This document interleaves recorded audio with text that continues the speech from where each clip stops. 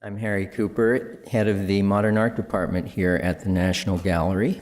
You may have seen the credit line Gift of the Collectors Committee on a lot of works in the East Building. And so what does that mean? That's a group of art collectors who come here every year by invitation. They pay their dues, $20,000 a year at this point, and the money gets pooled together, and I and my fellow curators in modern art bring them several works of art physically into the building, and they look at them privately, not in the public galleries, and we give presentations about them, and we talk and schmooze and have lunch and dinner, and at the end of it, they vote on which works they want to buy with their dues and donate to the museum. A few other museums have this process or a variation of this process, and it's very important for modern art here. Why? Because contrary to popular opinion, we don't just have a lot of money sitting around to buy art with. And in fact, you may know that all works of art that come into the gallery are gifts of one kind or another. That is, we do not use any federal money, any taxpayer money to buy art. So everything you see here is a gift, either a direct gift of a work of art or a gift of funds with which to buy works of art. And those funds have come and gone over the years. But when it was time to open the East Building, or in the many years, about 10 years of planning and construction, it was realized that we needed some modern art to put in this building. And so a committee was formed in 1975 of collectors, wealthy, generous collectors. And the first thing they did, their real mission was to arrange for the great commissions that opened the building. So the Calder Mobile, the Moore sculpture outside, the Caro sculpture inside, the Motherwell painting, and so on. And so when the building opened in 1978, they had been working on that for a few years. And it was so successful that there was a decision to continue having the Collectors Committee, to have it meet annually and to keep building the collection, and that has continues right up to this day. So that's a little bit of background on the process, and so this will be very simple. I just thought I would go back 10 years to 2008, my first Collectors Committee meeting, and I'm not going to show you all the works that were considered at each meeting because I'm not supposed to do that. But I can show you the work or works that were acquired. And I will give you a sort of mini version of the kind of presentation that I would give to the committee, or James Meyer or Molly Donovan, the two wonderful curators in my department, the presentation that they might give to the committee. Now, the committee also buys works on paper with set-aside funds. They don't vote on that. Our curators of photographs and prints and drawings can buy at their discretion. That's another aspect of the committee, but I won't get into that. So this was the first work that the committee bought once I got here. And all of these have been up at one time or another, so hopefully they will look familiar to you. This is Alex Katz's Swamp Maple from 1968. So what do we look for? Well, something we don't have, for one thing, something great that we don't have. Maybe at the end of this talk, after the hour, I will try to reflect with you on what it means and what kinds of priorities were in play. But in this case, I loved Alex Katz's work. The gallery didn't have a single painting by Alex Katz, and most important, a great painting was available. So there's Alex, and he's best known as a portrait painter, of course, and there's a classic portrait of his wife and son. This is a painting that was very important to him and that he kept in his dining area, as you can see, up in his Lincolnville, Maine home and studio, where it just barely fit.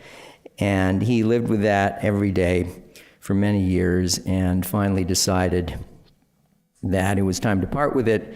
And so Pace Gallery let me know that it was available, and I took a look at it and I thought it was spectacular. Maybe not this spectacular, but that's not a fair comparison. Why I'm showing this is that there have been, I think, relatively few portraits of trees in the history of art, and that's what the Alex Katz painting is. He's a portrait painter, and he did a portrait of a tree that he liked very much, in the tradition of this Cezanne portrait of the so-called Great Pine in the late 19th century. Also in the tradition of this wonderful painting by Fairfield Porter, close colleague of Katz's, from the 1960s. Usually trees are not in the center, right? They are on the edges. They are the so-called repoussoir. They serve to establish foreground space, set the scene, frame the scene, so that we can enter into the painting. That is exactly what doesn't happen with swamp maple. It is blocking our entrance into the scene. We have to go around it to one side or the other. So that's breaking one rule right there. Any other rules that this is breaking in terms of painting trees, drawing trees? Those of you who have studied this? Well, let's look back while you think about that.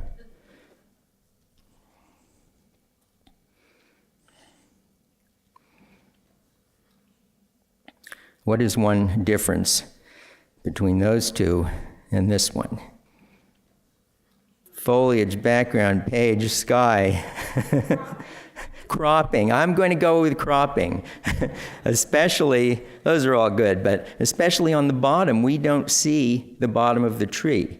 Trees, figures, they're always supposed to be rooted. They're supposed to be standing, planted on something. This one is not. It gives it a very flat kind of decorative quality, and it turns the whole thing into a kind of decoration. Another thing that appealed to me about this was the bark. If you look closely there, you'll see a lovely, delicate cracking pattern, craquelure in the bark. And I thought that was great. And when I talked to Alex about it, he said that happened after I painted it. Trying cracks. But he liked it, so he didn't fix it. It was perfect for this particular kind of maple tree. I also like Katz because he doesn't really fit anywhere. Is he a pop painter? Not exactly. Is he an abstract painter? Definitely not, but someone who's very aware of abstract painting. Here, just comparing him to Ellsworth Kelly, this, I think, speaks for itself. For all his interest in those particular leaves, he's also interested in a simple geometry in the scene. This comparison may be a little more tendentious, partly because I've turned this Pollock on its side, but I just like the way that these branches and leaves reach towards the edges of the painting. There's something very gestural, physical, maybe even human about that. Those feelers that are reaching out, very much the way Pollock, in throwing and pouring paint, reached out to the edges of the canvas. So he's in that generation, but he's doing something very different. Now, one of the nice things that often happens when we acquire a work is that more works come. And so in this case, the Alex Katz Foundation followed our purchase with a gift of this wonderful early painting, seen looking out of his New York studio, a little bit of Edward Hopper action there through the window. At that point, I began to feel that we needed a real Alex Katz portrait, and I saw this one in his studio, very small painting, about 2 feet square, one of his first portraits of Ada. Well, he had painted her before, but this is the first one where she's cropped, speaking of cropping. And this really inaugurated his classic portrait style, which involved close-ups and cropping of the figure. It's a beautiful comparison to our Green Marilyn by Andy Warhol. It does nice things in the collection, and it's just a breath of fresh air, I think. And so Alex then felt we should have a contemporary portrait, and I fell in love with this double portrait of his two grandsons. So that was his gift to the museum. So very happy kind of sequence of events there. Okay, next year. This is the painting we acquired in 2009 by Norman Lewis, Untitled Alabama, 1967. And again, I think it's a painting, well, it involves some cropping, that's for sure, and it involves simple abstract shapes and possibly a figurative element. But that sort of creeps up on you. There he is in his early career, really one of the very few African-American members of the abstract expressionist circle who was at the Cedar Bar and at the club and really made a career in the face of great odds at that time. He was certainly influenced by Franz Klein, so comparison here, sort of gestural, strong black and white painting. But something else is going on in the Lewis painting, and the title is a clue, perhaps, American Totem, something about America, something totemic, something symbolic, begins to look like a figure, perhaps. And if we then look back at our painting, this maybe comes out most powerfully as a hooded figure. Subtitle Alabama, the year 1967, things begin to come together, and we might remember that just a few years earlier, the Klan had killed 4 girls in Birmingham, Alabama. The Klan had sort of had a rebirth in, it wasn't really the same organization, but it didn't matter. They were doing the same kinds of things. John Coltrane then dedicated his great composition, Alabama, to that event in 1963. Lewis himself was really breaking out of that abstract expressionist mold, which was really about not having obvious content, because he felt the urgent need for a kind of content that would live within his abstraction. Here, for example, or here, and he became very interested in processions of figures, not always with a sinister aspect. Parades, festivals, European folklore traditions. And this is a painting that will be in our collection, promised from the Meyerhoff collection, showing a very different artist, Philip Guston, a few years later, also addressing the theme of the Klan. And in this case, something very nice happened, which is that the art dealer from whom we bought the Lewis painting then followed our purchase with several gifts of works on paper by Norman Lewis. This very early one, which you already see his interest in processions of figures. He was really very experimental with materials, as you can see here. And here too. So far, maybe the theme is that I like painting. And as I go through these, I see that I have privilege painting, but I'm trying to be aware of that. So in 2010, this was one of the works, not acquired by the committee, actually. They didn't go for this, but often after meetings, I am able to, if I have the nerve, sort of follow up with people and say, didn't you like that other painting? Wouldn't you want to help us get that one too? And in this case, Vicki and Roger Sant, who are great patrons, and Vicki on our board for many years, said, yes, you should have that painting by Joaquin Torres Garcia from 1929. So this is going back a long ways. And typically the collectors committee buys work, more contemporary work, and that is partly just a practical matter that works from the first half of the 20th century that are of National Gallery quality can be very hard to get, very expensive, way beyond the budget. This was not, and it's our first painting by this artist, born in Uruguay, moved to Spain, spent time in Paris, then went back to Uruguay, and was very important in bringing modernism to all of Latin America. Lovely, delicate painting. There he is in his Paris studio at about this time, and I'm showing you the Jacques Lipchitz sculpture because they were good friends, and Lipchitz bought this painting from Torres Garcia right out of his studio, kept it his whole life, his family kept it his whole life, and then it came on the market, which means it was in wonderful condition, had not traveled a lot, had not changed hands. And that's always something we look for. It's on a very delicate canvas, very, very thin. If you hold it up to the light, you can see right through it, and the paint is brushed on in these very delicate, almost Rothko-like layers, veils of color. So typically I would give a little summary of a career. I'll just do that very briefly, looking at a couple of earlier works. He loved urbanism, life of the street, signs, as you can see, whether in Barcelona or in New York.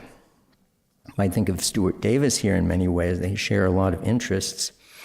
He made wonderful toys and even went into business selling these modular toys, which have just a great sense of play about them. You can make your own figures and mix and match them. And then in Paris, he discovered an artist that many people don't regard as so playful, but I think, on the contrary, was very playful. If you like playing with red, yellow, and blue rectangles, black lines, and that is Mondrian. And he fell under the spell of Mondrian and the De Stijl group, as you can see, really adopting those principles, but holding on to his interest in observed reality, all of that particular stuff that Mondrian didn't like, houses and people and streets. So that's really the background for this painting.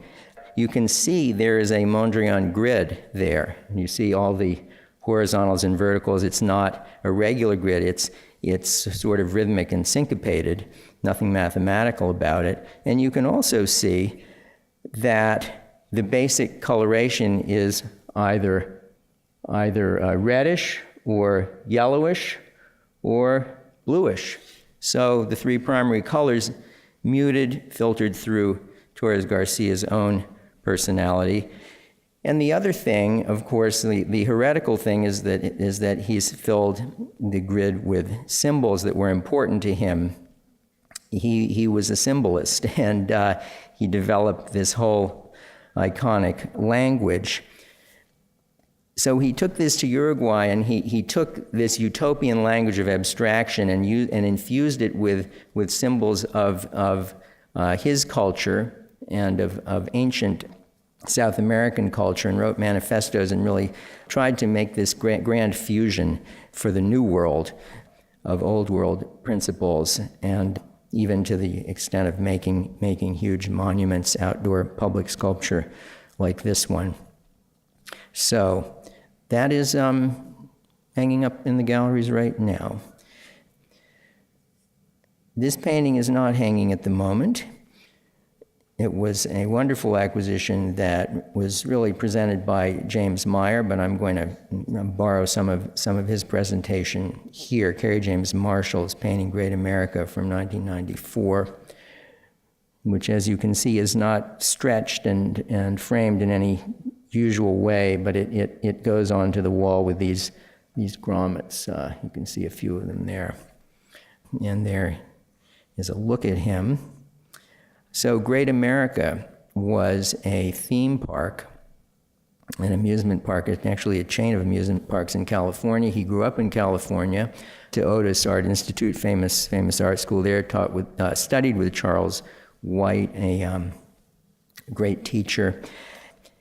We think that this might be behind the painting to some extent. It's a water park, so that makes some sense.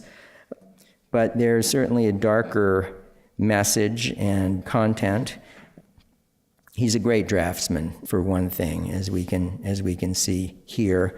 Was attracted to skulls early on, a classic motif for young artists to study.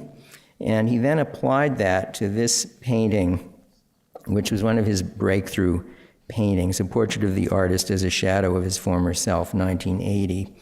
And he was inspired, he said, by the opening lines of Ralph Ellison's Invisible Man. But it's about the fact that I am a ghost, not a spook in the sense of Hollywood movies, not an ectoplasm, a flesh and blood being, possibly with a mind of my own, but I'm invisible because people do not see me. So Marshall has really dedicated his career to putting black figures, African American people, into paintings and therefore into museums, representing whole aspects of American life that have not been well represented. That's part of it. Another part of his work has a lot to do with water, and it's not just the water park, not the amusement park, of course, but the middle passage of slaves from Africa to the Americas. We happen to inherit this painting from the Corcoran, and it goes very well, of course, with the painting we had previously gotten, the Great America painting through the Collectors Committee.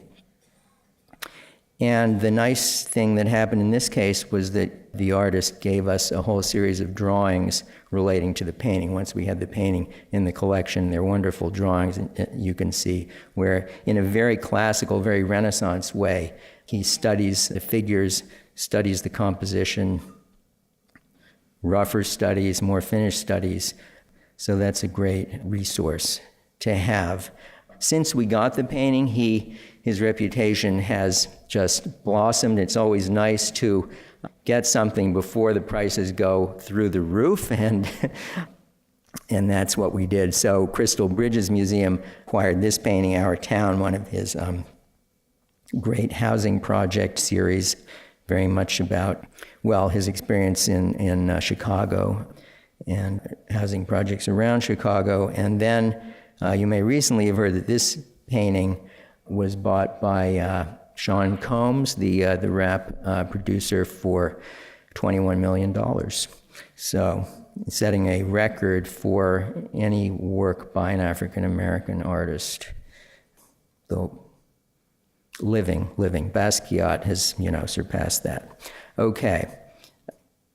Just trying to keep moving here. It's kind of a roller coaster ride because, well, we need a lot of things and I like a lot of different things. So this is a painting by Simon Ontai, born in Hungary, moved to France and spent his career in and around Paris, Etude, from 1969. Big painting. A lot of these are big. The East Building does well with big paintings. We can accommodate them. There he is.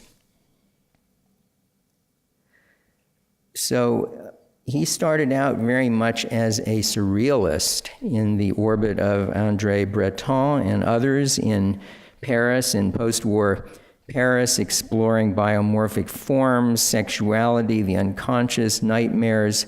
But even here you can see he's very interested in texture and doing very interesting things with texture, especially in the background here and maybe up here.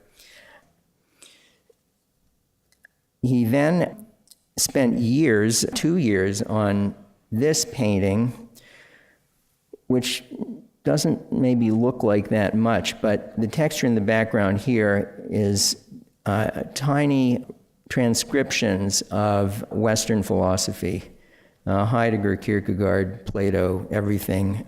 That is the text of the painting.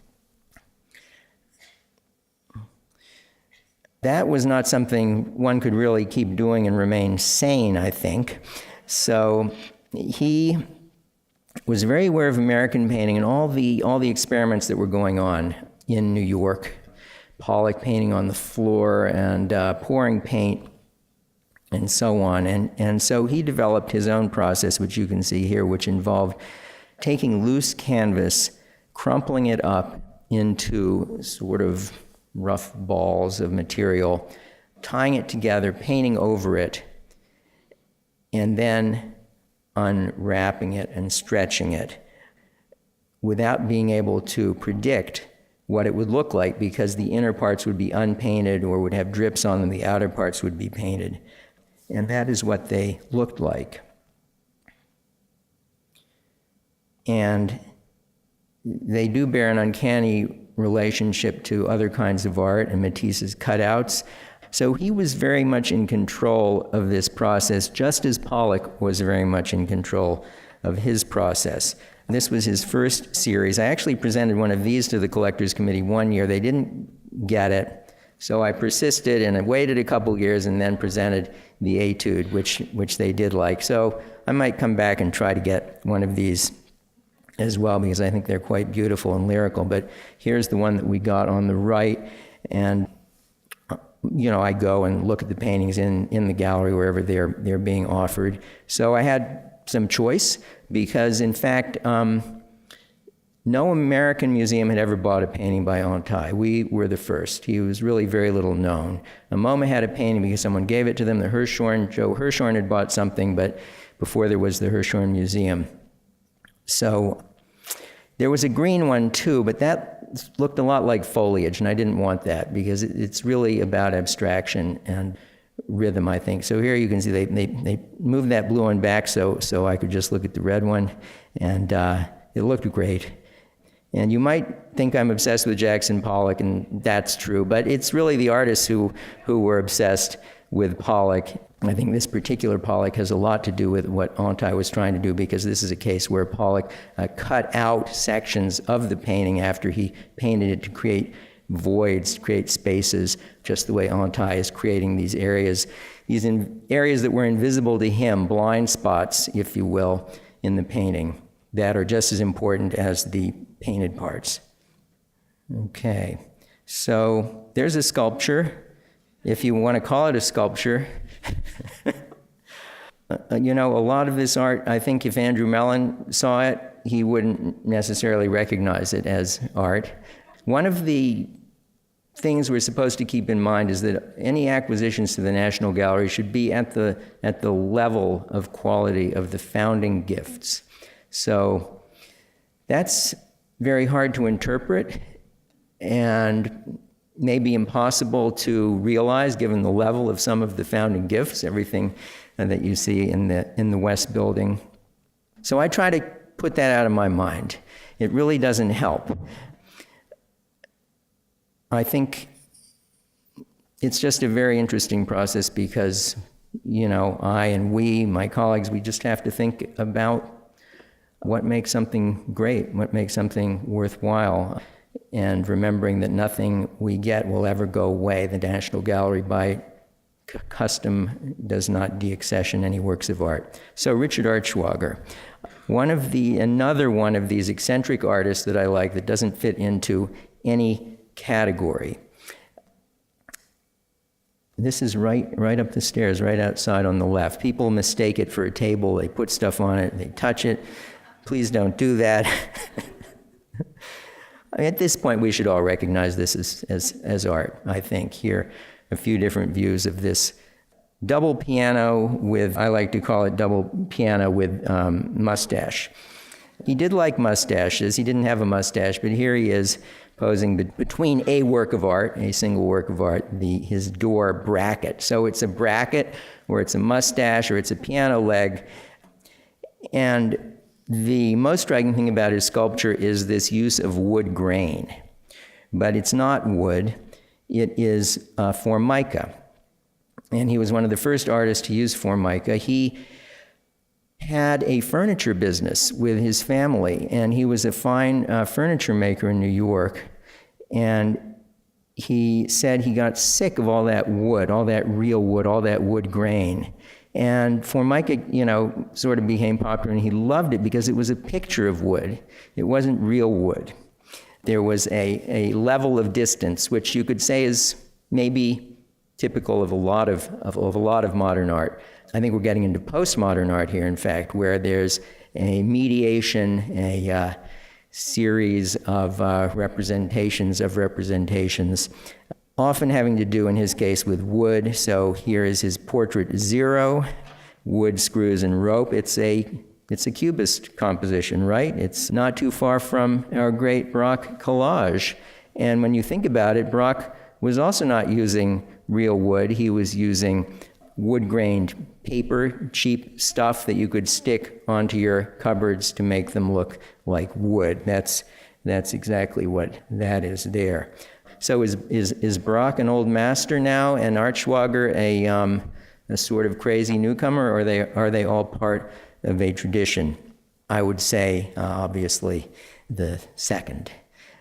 But we can argue about that. So other artists also looking to new materials. Our Donald Judd has a piece of purple plexiglass there, right there, making that step. Simple form. So is Artschwager a minimalist? Not really. Some of the forms are in common. Is he a pop artist? In some cases, yes. He's using photographic reproductions, commercial stuff and imagery. Another comparison. Not all of his furniture is non-utilitarian. That's why you can't really do anything with it. And it's art. It's not, you don't use it, but it looks like you could use this dresser with mirror, comparing it here to equally non-utilitarian. Other Collectors Committee acquisition, a wonderful sculpture by Anne Truitt, which is up in the tower right now. Now, there are a number of studies for this double piano. This is a wonderful one where he cut out magazine images and pasted them on to create the two pianos together. And sometimes piano duets, the pianos are fitted together like that, and the pianists look at each other and play together. Some of his sketches. So these are from early 1960s. The actual sculpture was made just at the end of his life for a show in New York. So the sculpture, like a lot of post-war art, it has a double date. It has the date that it was first conceived, sketched, and then it has the date in which it was actually made. But we want to preserve the first date because that's arguably just as important as the business of fabrication, which is sometimes not even done by the artist. So there are these wonderful sketches, and this, in fact, is reminding me that the dealer from whom we bought the sculpture promised to give us these sketches, so I have to go and make sure we get these. He liked frames, too. These are sculptures of non-paintings. I don't know what you would call them. And this is the three-dimensional maquette he made for the fabricators to build the piece. And we happen to have this great exclamation point sculpture in the gallery from the Broida collection. And we also have work from the Vogel collection too by Artschwager. The piano is sort of the main work of sculpture that we have. Oh, we also have a couple of these crates that came from the Corcoran.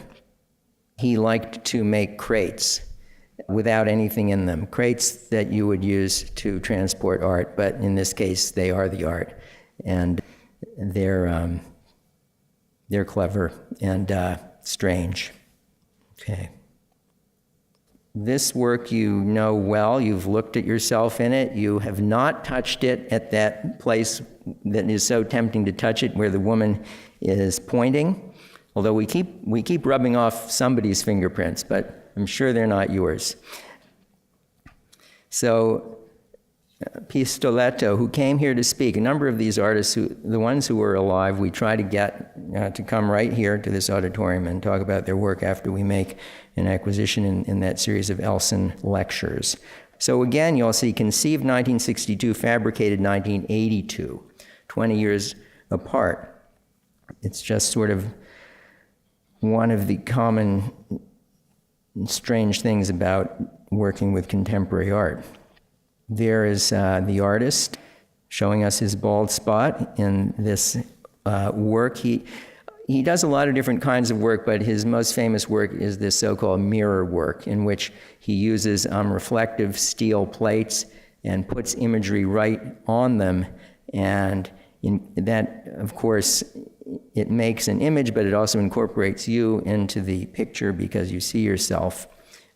He's Italian. He was very influenced by the whole tradition of iconic religious art, where there is a direct relationship between the artist and the viewer, and an idea that the art actually has magical properties. Just looking at it or touching it, yes, touching it, can convey something spiritual. He was also interested in Giacometti, that really intense gaze coming out of Giacometti's portraits. So all that is behind this mirror work that he does. And here I'm borrowing from James Meyer's comparisons. He's the one who presented this to the committee. But he drew on photographic sources, in this case, a photograph of a protest in Italy. And you can see that he's taken this boy, is one of his most famous images. This boy is here, this figure is here, but some of these figures, he's changed the scale and then painted them onto tissue paper and carefully laid the tissue paper onto the steel. So there's a photographic source that's manipulated, then turned into a very delicate kind of painting and put on the mirrored surface. Another example where he has done that. So he's very much a filmmaker, working with films, literally those tissues, laying up images, making narratives, obscure narratives, often inspired by great Italian painting, as you can see. These three are three of his colleagues in the Arte Povera movement, poor art, this important Italian movement involving the use of non-art materials for the most part. And just to make the point about film, the figure, sort of anti-heroic figure set against the landscape, and the wide screen. A lot of Pistoletta's works are very wide, like the one we have. They kind of embrace you. Also worked in many other materials, loved rags and glass, creating these installations, public performances. Here he is. This was a recreation in 2010 of a 1967 performance that involved rolling this ball through the city. Cecily Brown, back to painting, back to, I guess, my comfort zone in particular. She's a mid-career painter. We didn't have anything in the collection, and this painting, again, as with Alex Katz, a painting she had kept, lived with, and then decided she could release into the market, and so we grabbed it. Here she is in her New York studio. She's British, but now working in New York. When you go to her studio, it's a great experience because she is one of the rare contemporary artists who is thoroughly steeped in the history of art and in all kinds of traditional sources and methods. Here we have the hand mannequin, source material here, drawing materials, lots of drawing in her practice. Her mother on the left was a painter, really tough, abstract British painter, and her father was David Sylvester, great art critic and art historian. She didn't know that he was her father because it was an affair and they weren't married. But she grew up loving art, and then, I think late in high school, he let her know that he was her father.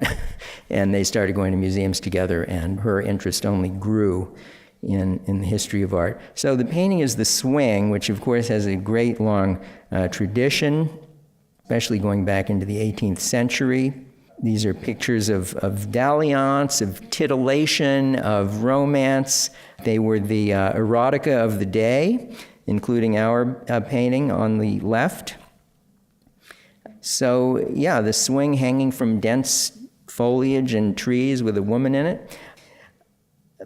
But she relies on all kinds of sources for her work. In this case, you can see Goya, Degas, both of Degas, Goya informing this painting. Or here, her version of the flaying or punishment of Marsyas, the great Titian painting. It's kind of Where's Waldo, okay? But, there's Waldo. And you really have to look at these and you start to make out all kinds of things. And she has a wonderful touch, very exciting touch. She's not at all averse to other kinds of sources. For example, the cover of the Jimi Hendrix Electric Ladyland album, which had a lot of figures for her to paint, a lot of female figures.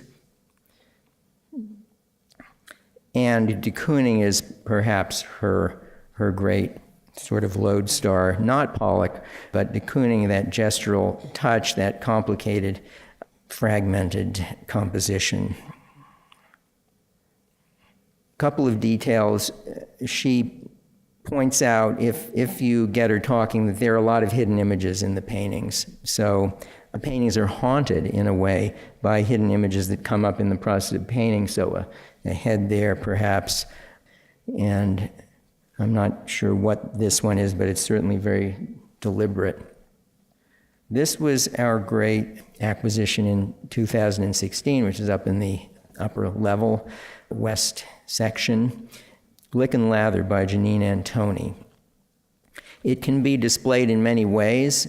It can be displayed in a single circle with two halves. Right now it's displayed in a single file along a back wall. Here we had it for the committee in the West Building in two facing rows.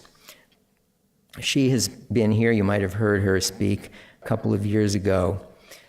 An artist who is not quite a performance artist, but performance is certainly a big part of what she does here, using her hair as a paintbrush. Art is certainly very much about the body. Yes, Pollock, I'm sorry, I know I'm obsessed.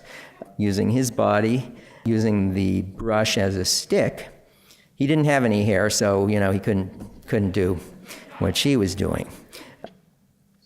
And you probably know the story, but what she did with Lick and Lather was she made a life cast of her head and shoulders, and then from that mold made 7 casts in chocolate and 7 casts in soap. And then she proceeded to lick and bite the chocolate and bathe in the bathtub with the soap, creating this kind of differential erosion in the two materials.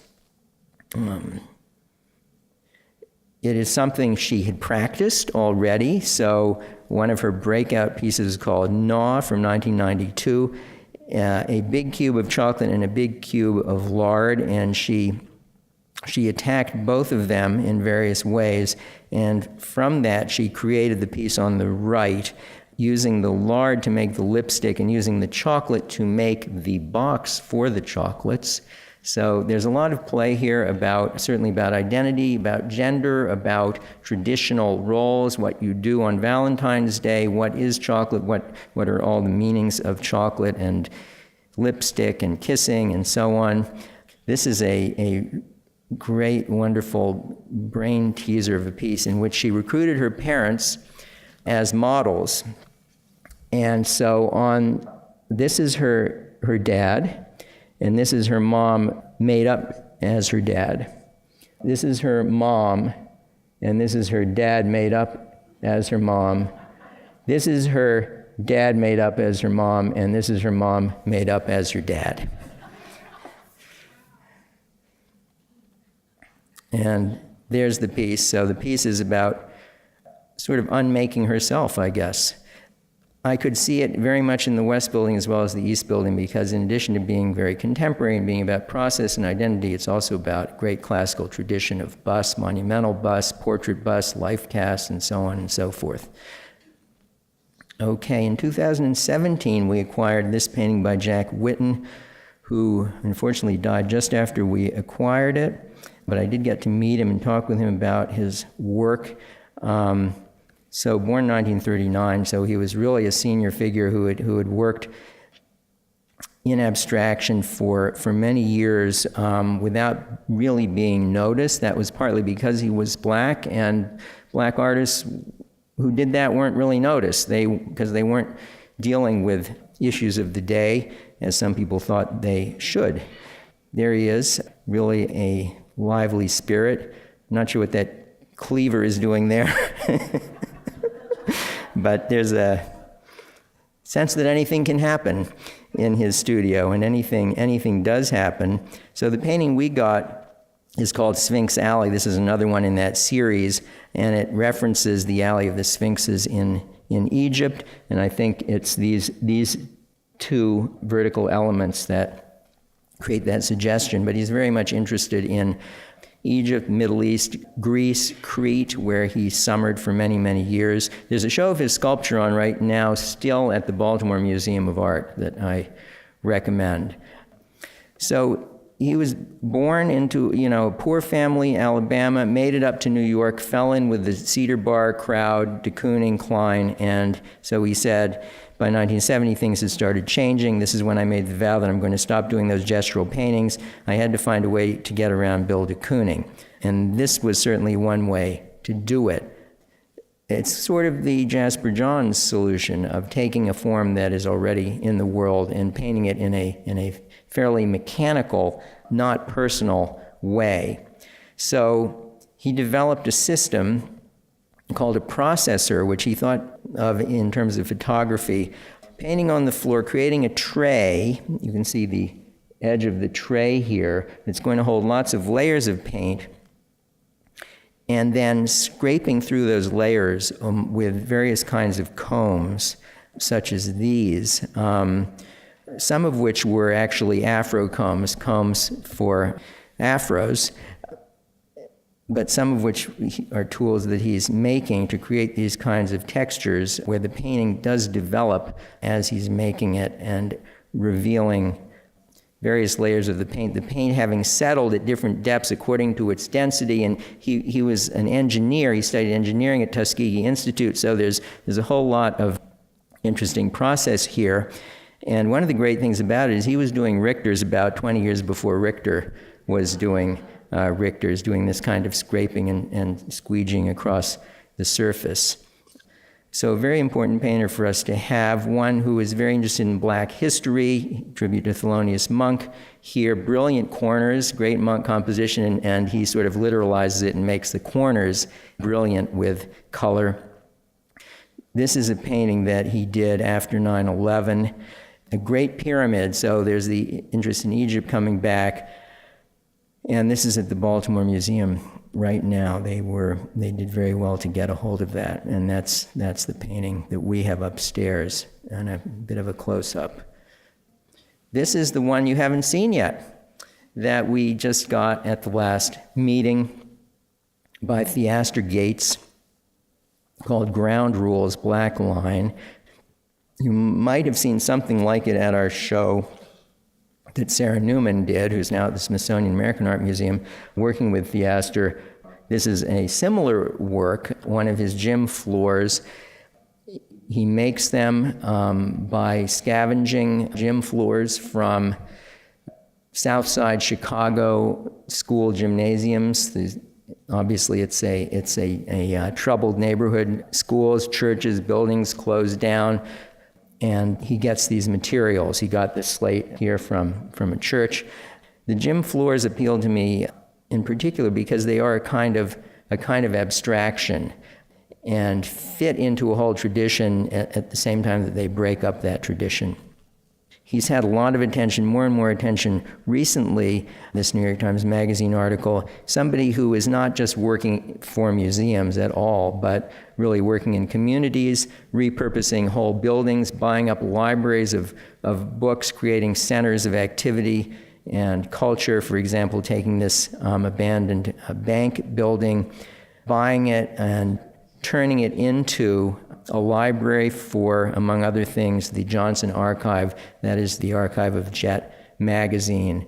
So saving aspects of black culture that would otherwise really just be thrown out. In fact, it was going to be thrown out before he salvaged this. So really crossing a lot of wires in our culture in really interesting ways. Going back to Marcel Duchamp, his hero. In fact, I overheard him when asked by one of our security guards what artist he likes, and he said, "Have you heard of this dude named Duchamp?" And so I think he Sir to Gene Davis too, and a whole tradition of abstraction, stripes. Certainly, this is one of the gym floors that he rearranged but left on the floor in the Prada Foundation. And here is the gym floor we had, and one of the great things about it is that there's so much to talk about. And he's not afraid to talk about the content at all, and he talks about, well, with the black line in particular. So for him, in addition to being an abstraction, in addition to reminding us of a neighborhood that is in trouble, it also is a kind of metaphor for what happens when there are no rules. When all those lines on the basketball court, which should be in a certain order, get mixed up and broken up. And I think this line, it's called the black line, and the line that cuts across but sort of stutters and jitters and gets broken up is just a powerful image on a number of levels. So I said I couldn't tell you about the works that were not chosen, but I can tell you about other works that were chosen, because each year there might be more than one. So whether during the meeting or after the meeting, I'll just go through these quickly. Terry Winters, Fred Sandback, John McCracken, Ann Truitt we saw already. Barry LeVay, this work is about to be installed in a couple of months here. Not easy to install. You have to do it just like that. The Hans Haacke, which people love taking their photographs through. The Alan McCollum work, pretty close to Art Schwager in a lot of ways, and this has been up. It takes a lot to put this one up. The Mario Merz, which also requires each time we put it up to go and get some fresh branches, but we recycle the branches. And this Barbara Kruger digital print on vinyl, so really a photographic work in her classic style, and this Ronnie Horn sculpture, which is up on the mezzanine, and this Felix Gonzalez Torres stack, which is up on the upper level. So all of these Collectors Committee gifts continue to circulate, through the galleries. Yes, they go into storage, they come back out. It's really what helps us keep the collection growing and moving. So I think, looking back on that, I'm not sure that I've had a program necessarily or an agenda, but certainly as time went on, I think I realized more and more that we have to start representing some groups of artists that are not well represented, artists of color, women, and European artists too, because the way the collection is built, it's from World War II on. It's very much art by white North American males. The Europeans are very much in the first half of the 20th century, so people like Meritz Pistoletto, Cecily Brown, and so on, because it's not a national gallery in the sense that we're not international. We have to be international, as well as reflecting the diversity of the nation. And that just has absolutely no friction whatsoever with the mission of getting the best art, the most important art. In fact, quite the contrary, because there's all this important art by artists that just have been overlooked for many years. So I guess that was some of what I've had in mind, but it's very ad hoc, and it's very much what's available in a given year for less than $1 million that is going to be good enough for the committee. Aye.